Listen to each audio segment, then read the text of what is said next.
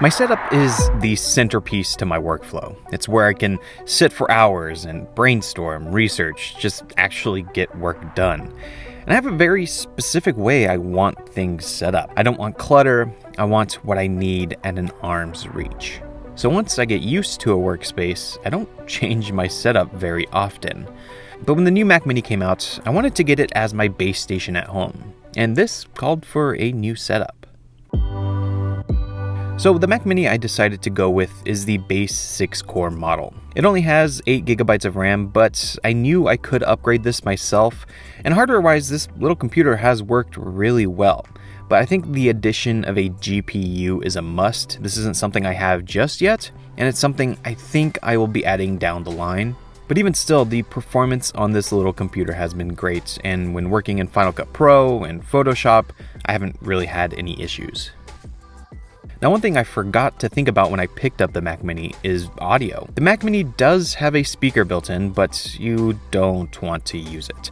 So instead, I opted for the new Surface headphones. I'll be covering these a little more in an upcoming video, but let's just say these have officially replaced my QC35s as my go-to noise-canceling headphones. They look great, and performance is great as well. I didn't get too complicated with the keyboard and mouse. I stuck to what works for me. I'm actually a big fan of Apple's Magic Keyboard, and it's what I use at work all day, so being able to come home and use the same keyboard makes sure there isn't some weird transition I have to get used to. And of course, I'm using the Logitech MX Master mouse. I've tried to use other mice, but I keep coming back to this. It's a workhorse. Now, none of this matters without the main centerpiece, the screen.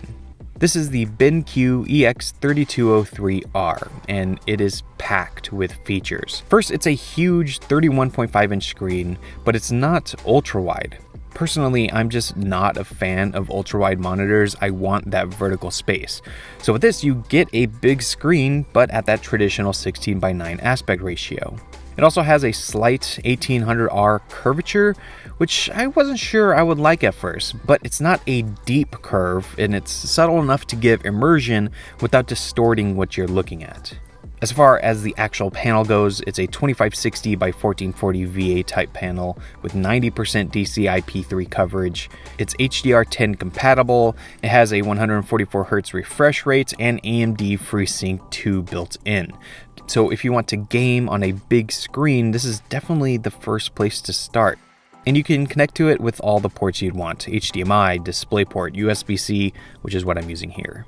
And since I'm often working at night, it's great that it has BenQ's eye care technology built in. This allows you to adjust the blue point, it can adjust the brightness, and it's flicker-free to help with eye strain.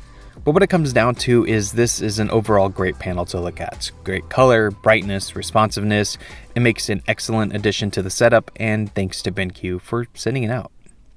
And then you have the little things. I have my favorite wireless charger, link for this down below. This is where my Pixel 3 usually lives. My iPad Pro also sits here, and I'll often use it as a second monitor to the Mac Mini. And then I keep the things I'm currently using. So right now, a few cameras. All of these pieces come together to make a solid setup that works for my workflow. It gives me what I need, but really not much more. And for the foreseeable future, this setup will serve me well.